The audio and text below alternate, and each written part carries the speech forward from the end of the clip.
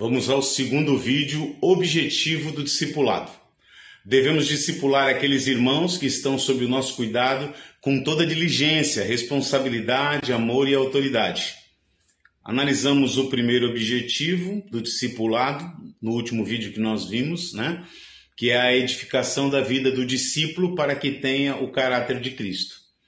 E nós avaliamos a responsabilidade do discipulador e agora nós veremos o segundo objetivo do discipulado, tá bom?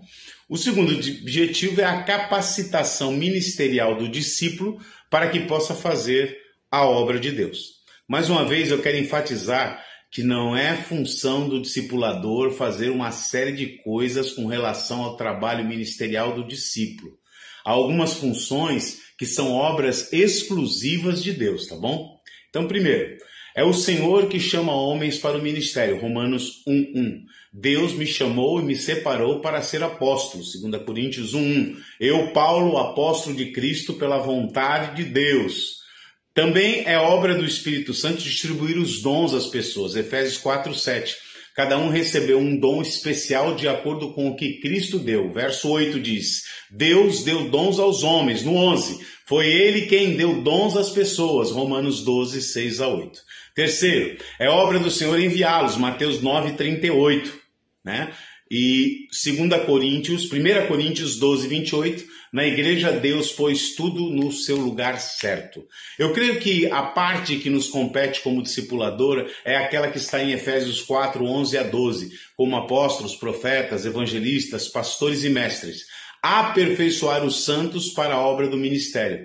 A palavra aperfeiçoar aqui significa treinar, ensinar e repetir até que sejam capazes de executar a obra do ministério. A pergunta que precisamos fazer é como fazer de forma prática esse treinamento? A responsabilidade do discipulador. A responsabilidade do discipulador envolve 4 aspectos, preste atenção. Primeiro, equipar. Segundo, treinar. Terceiro, edificar. E quarto, enviar. Então vamos começar com equipar. Precisamos equipar nossos discípulos com a palavra de Deus, Mateus 28:20, ensinando-os a guardar todas as coisas que vos tenho ensinado, Atos 20:27, porque jamais deixei de vos anunciar todo o conselho de Deus. Estudando a palavra e andando em uma vida de oração e jejum, eles estarão cheios do Espírito Santo e aprenderão a viver na total dependência de Deus, movendo-se nos dons recebidos pelo Espírito Santo. Por fim, devemos incentivar nossos discípulos a buscarem uma formação teológica para uma análise mais profunda da palavra de Deus. Treinar. Jesus formou seus obreiros no dia a dia da própria obra. Não há nada que possa superar esse método. Primeiro estágio, eu faço, você observa, leve os discípulos consigo. Esse é o siga-me. Segundo estágio, eu faço, você ajuda. Faça diante dele o que você pretende que eles façam depois. Ensine-os com exemplo. Terceiro estágio, você faz, eu ajudo. Instrua-os especificamente, atribuindo as tarefas que devem fazer. Marcos 10, de 5-15.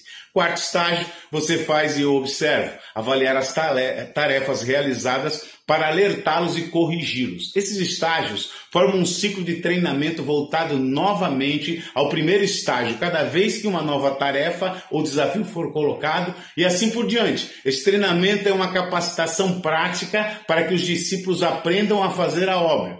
Agora, qual deve ser o conteúdo programático do treinamento do discipulado? Evangelizar e testemunhar aos de fora. Levar os que creem ao arrependimento e decisão por Cristo. Batizar, entendendo todas as implicações disso. Discipular outros.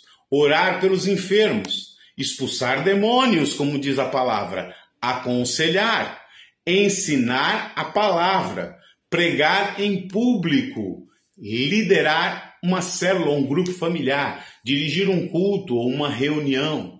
Servir, sempre estar disposto a servir, fazer boas obras, pastorear e edificar vidas. Um discípulo tem que fazer isso. Resolver problemas, suportar cargas e situações difíceis. E aí vai, a lista é bem grande. Agora, edificar. Edificar é colocar dentro do edifício, Um tijolo edificado é aquele que foi completamente integrado na edificação. Ele possui um tijolo acima dele, possui outros ao lado e possui tijolos abaixo. Não é uma relação de superioridade ou inferioridade, mas uma relação de edificação. O discipulador é o tijolo acima, os tijolos abaixo são os companheiros de discipulado e os tijolos abaixo são os nossos próprios discípulos. Tudo isso está vinculado e edificado junto os discípulos. Desde o princípio de sua formação, devem aprender a atuar em equipe. Não há lugar para individualismo entre os servos do Senhor.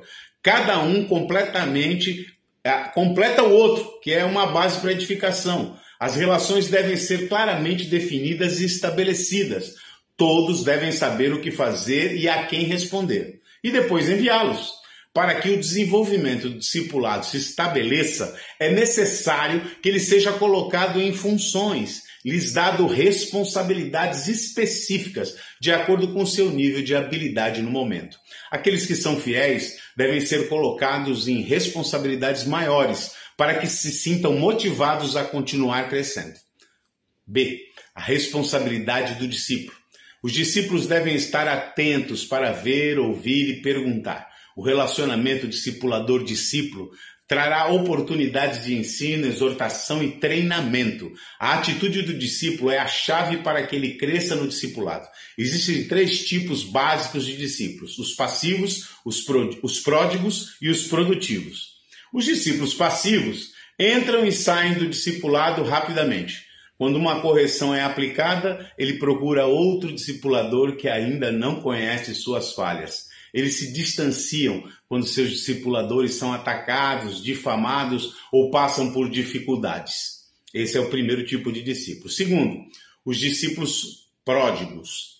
Estes buscam a credibilidade da posição e não a correção e ensino. Eles usam a influência do discipulador para manipular outros em algum relacionamento. Na verdade, eles querem o que o discipulador conseguiu e não o que ele aprendeu. Eles desejam reputação e reconhecimento sem pagar o preço. E terceiro tipo de discípulo são os produtivos. É aquele que possui um coração de servo. Ele vê o discipulador como um presente de Deus. Por isso ele procura não tomar decisões importantes sem ouvir o discipulador. Como verdadeiro discípulo, ele honra e se submete inteiramente ao discipulador. Lembrando, os objetivos do discipulado são principalmente 2. Então vamos lá. A edificação da vida do discípulo para que tenha o caráter de Cristo. E segundo, a capacitação ministerial do discípulo para fazer a obra de Deus.